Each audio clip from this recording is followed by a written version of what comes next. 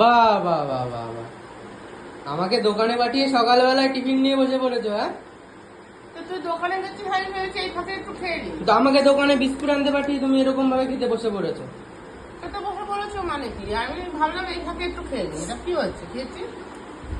কটা করেছো পরোটা? হুম, পরোটা কটা করেছো?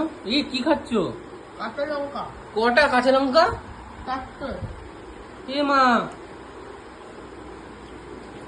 কয়টা আছে তোর? কটা? তোর ওখানে দুটো রাখা আছে, এখানে আমি নিয়েছি। কটা নিয়েছো? ওখানে 1 2 3 4 5 6 7 8 9টা।